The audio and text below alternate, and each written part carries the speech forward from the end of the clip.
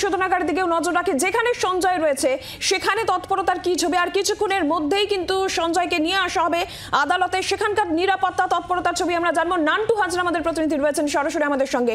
নান্টু, কি ছবি প্রেসিডেন্সি সংশোধনাগারের?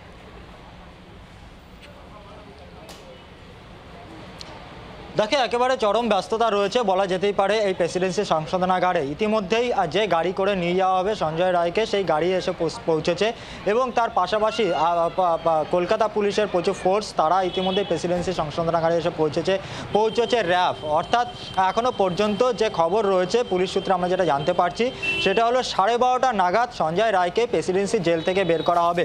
এবং এই মুহূর্তে প্রেসিডেন্সি জেলের সামনের চিত্রটা যদি দেখাই, যে একেবারে ভেতরে কিন্তু পিজন ভ্যান থেকে শুরু করে যে গাড়ি করে নিয়ে যাওয়া হবে সঞ্জয় রায়কে, এবং এর আগেও আমরা দেখেছি যখন শিয়ালদা আদালতে সঞ্জয় রায়কে যে সাদা রঙের একটি গাড়ি, সেই গাড়ি করে, যে গাড়িতে একেবারে কালো কাচ দিয়ে ঢাকা রয়েছে, সেই গাড়িটি করেই সঞ্জয় রায়কে এর আগেও নিয়ে যাওয়া হয়েছে এবং সেই গাড়িটি আজকেও নিয়ে আসা হয়েছে এবং সেই গাড়ি করেই তাকে নিয়ে যাওয়া হবে শিয়ালদা আদালতে।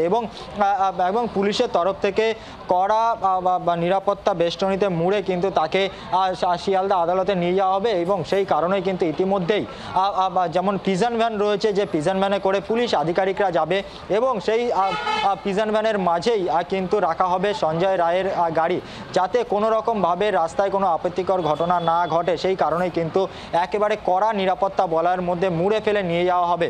এবং শুধু তাই নয়, এই মুহূর্তে সেই যে প্রসিডিওর, সেই প্রসিডিওর কাজও শুরু হয়ে গেছে বলে আমরা এমনটাই সূত্র মারফত জানতে পারছি। অর্থাৎ 12:30 নাগাদ সঞ্জয় রায় তাকে কিন্তু এই প্রেসিডেন্সি সংশোধনাগার থেকে তাকে নিয়ে যাওয়া হবে শিয়ালদা কোর্টের উদ্দেশ্যে এবং একবারে কড়া নিরাপত্তা বেষ্টনীর মধ্যে।